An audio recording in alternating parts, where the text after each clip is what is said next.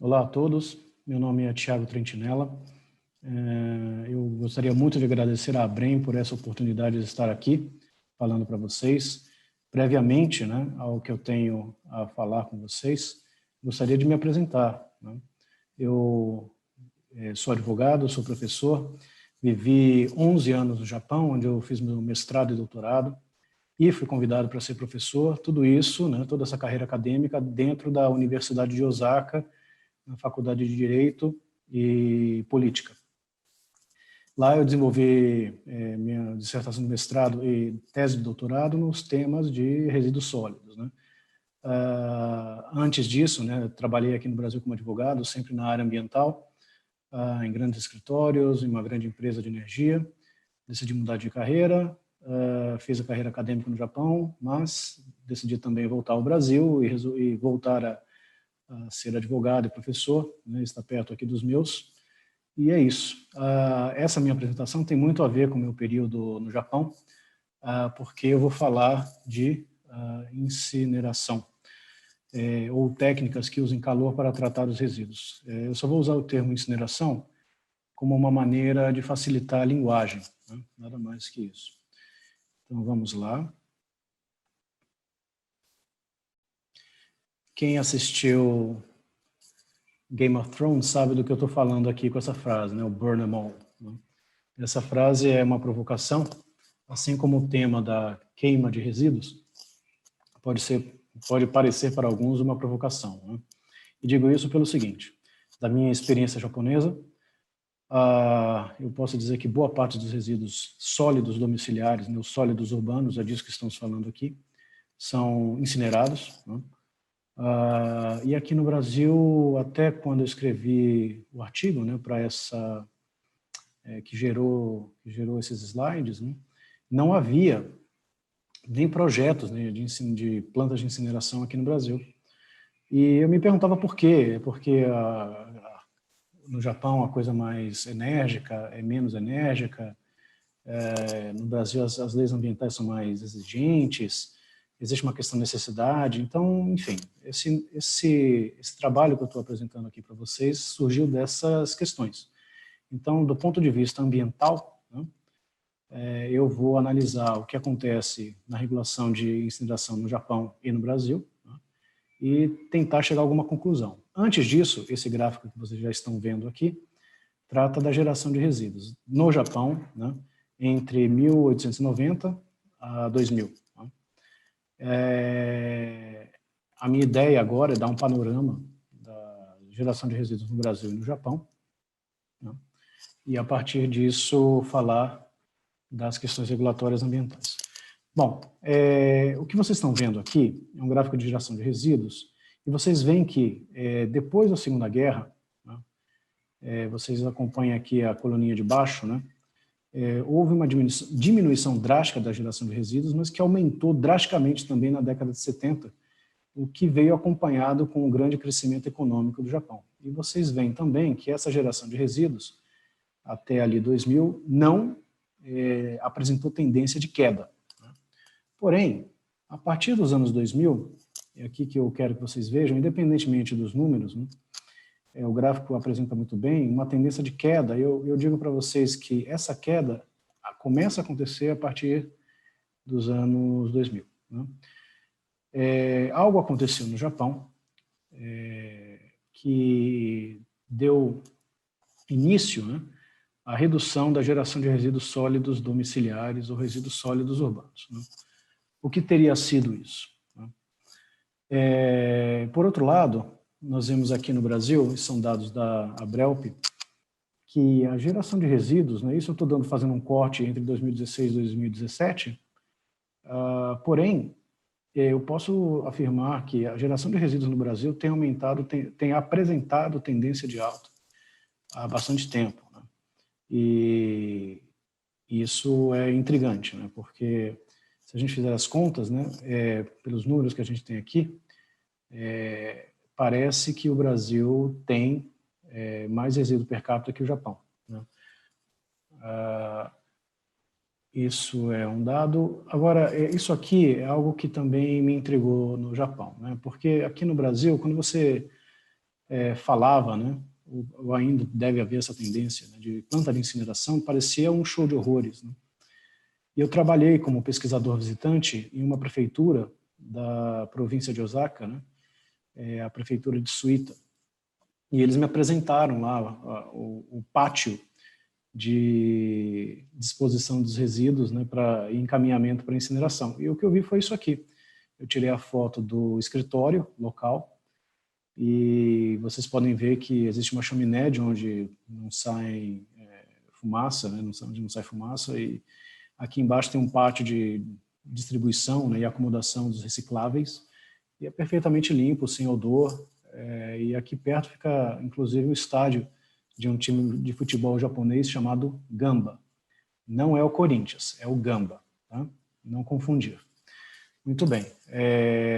Outra coisa que chama atenção no Japão é a quantidade das plantas de incineração. O que vemos aqui é a área da região metropolitana de Tóquio, né? Toda essa área verde aqui. Vocês veem esses pontos em azul. Esses pontos em azul, eles chamam aqui de fábricas de limpeza. Em outras palavras, isso aqui, em todas essas fábricas de limpeza, traduzido ao pé da letra, tem uma unidade de incineração de lixo. E vocês veem aqui embaixo 2 pontos em vermelho e um ponto cinza.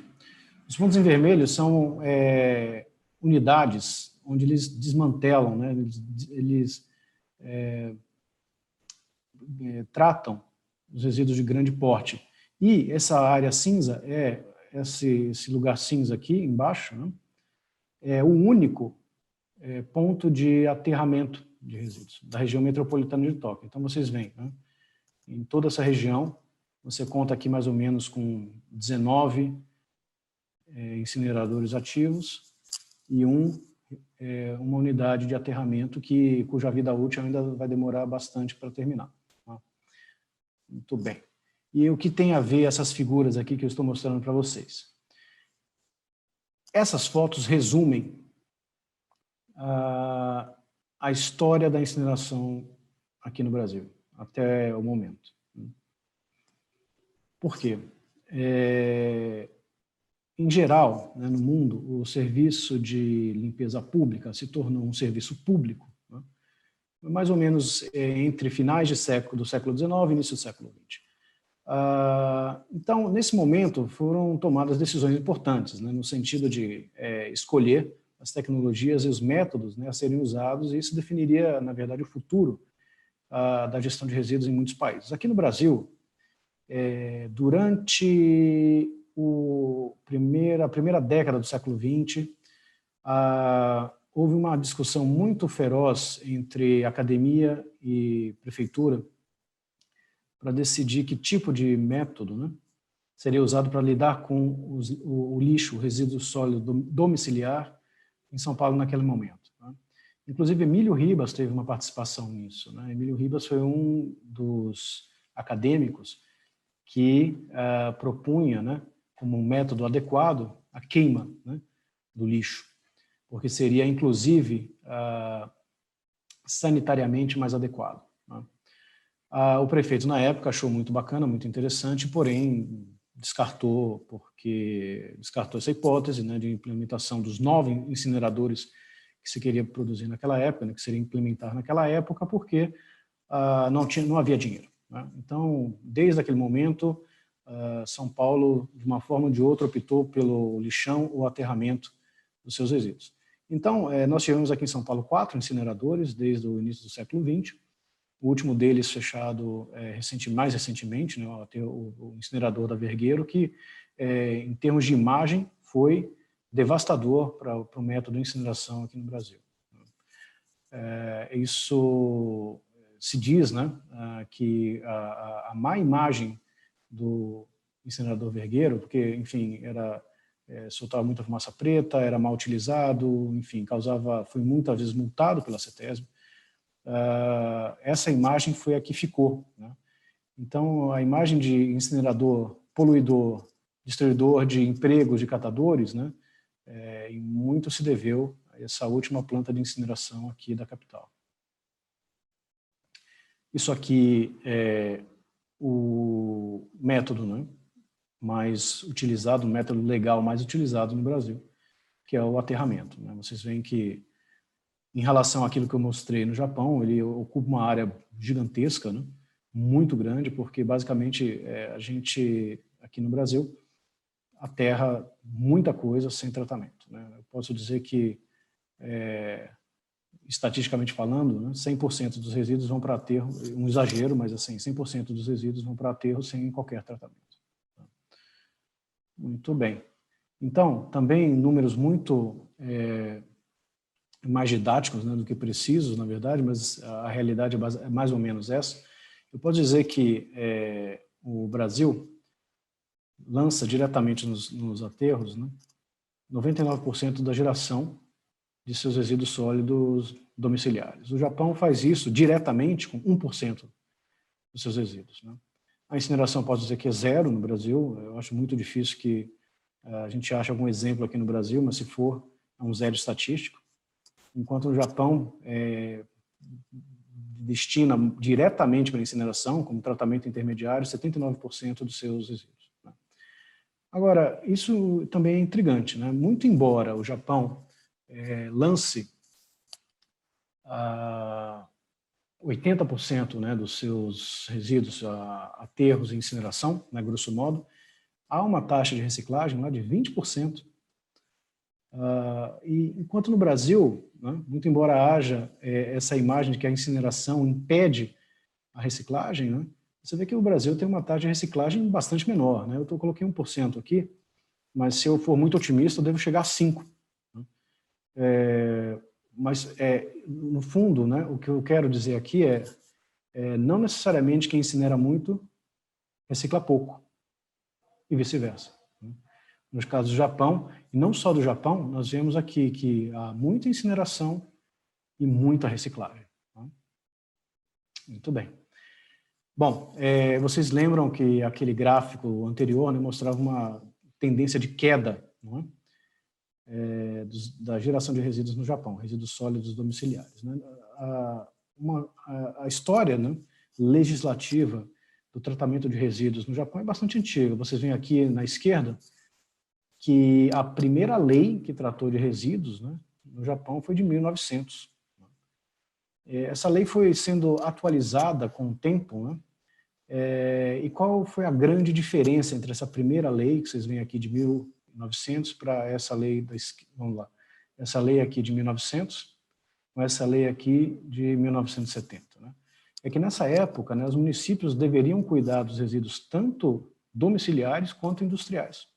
Isso só veio mudar em 1970 porque foi uma legislatura no Japão na qual houve grandes mudanças na legislação ambiental. E uma delas foi alocar a responsabilidade dos resíduos industriais para o setor produtivo e dar continuidade à responsabilidade pelos resíduos sólidos urbanos na mão do município, né? Claro, né, muito da lei também se deveu ao fato de que o Japão precisava de estrutura, né, infraestrutura para cuidar dos resíduos. Então, desde a década de 60, houve um movimento tanto legislativo quanto de administração pública para implementar incineradores no Japão, porque se entendia que era o melhor método para as necessidades daquele país, né? Porém, claro, também com a estrutura veio a necessidade de aprimorar os controles de emissões atmosféricas e houve uma lei também específica para dioxinas, né, de 1999, vocês veem aqui embaixo.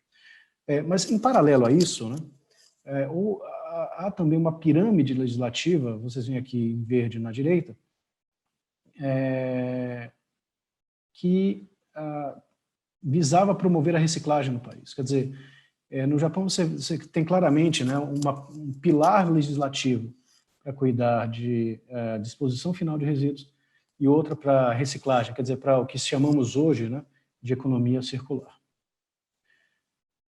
Aqui no Brasil, né, nós não temos claramente essas duas colunas, né? Nós temos, assim, de fato, né, uma legislação de resíduos que começou em 2010, uma legislação, digo, nacional, né?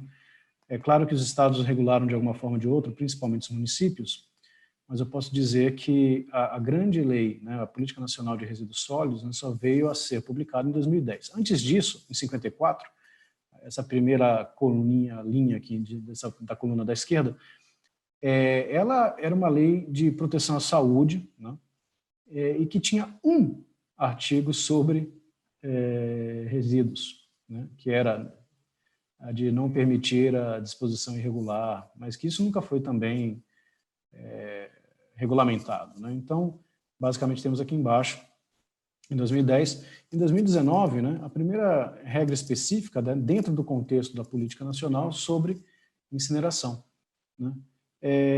Aqui é importante dizer o seguinte, né, que tanto o Brasil quanto o Japão, eles trabalham com o conceito de licenciamento ambiental, estudo de impacto ambiental, né, e audiências públicas, né, para ouvir a opinião dos afetados, né, pelos empreendimentos a serem licenciados. Tá? Então, esses 3 institutos existem em ambos os países. Tá? Muito bem. Com relação a aspectos legais, eu posso dizer o seguinte. Tá? Brasil e Japão têm semelhanças de tratamento na implementação de estruturas de incineração. Tá? Então, já que estamos vendo aqui aspectos ambientais dessa atividade, então eu vou só colocar aqui nesse quadro a legislação ambiental pertinente. Não? Vamos lá. Então, emissões atmosféricas. Temos em ambas as situações. Tá? Temos em ambas as situações. Resoluções CONAMA aqui no Brasil e temos uma lei específica no Japão. Ambas tratam da questão de dioxina, né, que foi bastante relevante, né, para a operação desses empreendimentos. Né? Impacto social, impacto ambiental. Né? Como eu disse, ambos, Brasil e Japão, têm legislação sobre EIA-RIMA, licenciamento ambiental. No Japão, apesar dessa legislação existir, ela não abrange necessariamente a incineração. A incineração ela pode ser objeto de estudo de impacto ambiental, do ponto de vista dos municípios, do ponto de vista das províncias. Né? Quer dizer, cada um deles pode demandar esse estudo conforme as suas legislações locais. Mas no nível federal, no caso do Japão nacional, isso não existe. Tá? Deve ser feita, né, uma análise de impacto no ambiente, mas não é tão profundo quanto o impacto ambiental. Né? Um estudo de impacto ambiental. Porém, a figura é semelhante, mas não é a mesma. Né? A participação pública. Em ambos, a participação pública é permitida, mas de pontos de vista muito diferentes. Aqui no Brasil, existe uma audiência pública na qual as partes envolvidas podem opinar, pedir alterações, e essas alterações, esses pedidos, né, essas demandas populares, são levadas em consideração, elas têm que ser levadas em consideração. No Japão, apesar de haver um evento chamado de comentários públicos, né, você pode enviar comentários sobre o empreendimento, não necessariamente há uma obrigação de se levar as contribuições em conta para implementação ou não do empreendimento. Né. E, bom, no Japão, né, no Brasil, né, a autorização, em regra, né, para implementação, quer dizer, a licença ambiental, né, para a incineração é dada, em regra, né, pela autoridade estadual, e no Japão seria o equivalente, né, que está escrito aqui embaixo, prefectural, na verdade são as províncias japonesas, quer dizer, o governador é que dá essa autorização. Então, assim, mutatis mutandis, com algumas pequenas diferenças, né, a regulação ambiental japonesa e brasileira são bastante semelhantes, né, em termos de implementação dos equipamentos, né, das plantas de incineração. Né. Uma questão da participação popular, como eu já comentei antes, né, você vê que aqui no Brasil, né, a participação popular é muito mais incentivada legalmente. Né. Aqui, a população tem 45 dias para requerer, né? Desde a publicação ali do EIA-RIMA, e, enfim, tem que ser feita por uma linguagem acessível, os impactos têm que ser amplamente abertos, né, à população, existem debates, né, e na decisão final existe a necessidade do empreendedor de contemplar as contribuições da audiência pública. No Japão, não, né? Você pode pedir isso, você pode submeter sua opinião sobre o empreendimento em 2 semanas, né? Mas, assim, o levar em conta na decisão administrativa é algo que não existe no Japão.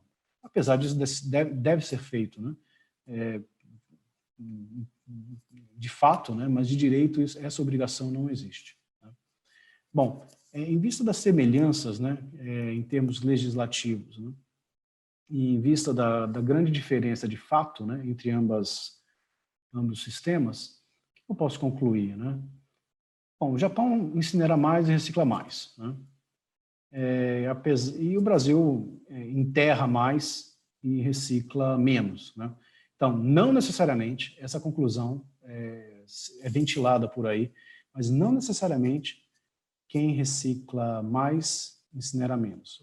Mudando um pouco a forma, né, da oração. Não necessariamente quem incinera muito recicla pouco. No fundo, o que a gente vê no mundo é quem recicla, de novo, no fundo, a gente vê no mundo o seguinte, quem incinera muito, recicla muito. Né? Temos aqui regulações equivalentes, né, no Brasil e no Japão. No Brasil, a participação popular é muito mais incentivada legalmente, né? Apesar no Japão haver a participação popular, mas com menos abrangência. Né? Então, eu continuo achando, né, que existe, no fundo, uma maneira de pensar no Brasil que impele as pessoas a pensarem da seguinte maneira: se eu queimar os resíduos, eu vou tirar emprego de catadores, né? E isso vira, no fundo, uma questão política. Me parece que essa questão tem se transformado. A CETESB recentemente emitiu uma norma segundo a qual você pode usar CDRs, né, combustíveis derivados de resíduos, porém essa utilização não deve excluir, né, a reciclagem ou a coleta seletiva ou a destinação de recicláveis a seus pontos determinados, né? Porém, eu posso dizer o seguinte também, né, que além desse mindset, né, além dessa maneira de pensar do Brasil, talvez a incineração nunca tenha encontrado viabilidade econômico-financeira aqui no Brasil. Tá? Por vários motivos, mas talvez se fosse algo, um negócio da China, talvez tivesse sido implementado antes. Hoje em dia temos 3 projetos aí mais maduros, né?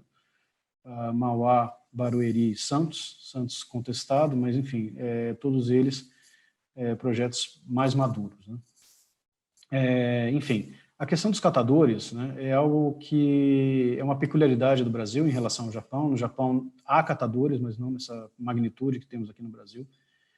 E claro, né, não se pode transformar o sistema, né, de uma hora para outra de modo a excluir os catadores, mesmo porque a política nacional manda que os catadores sejam incluídos nos sistemas de logística reversa, coleta seletiva.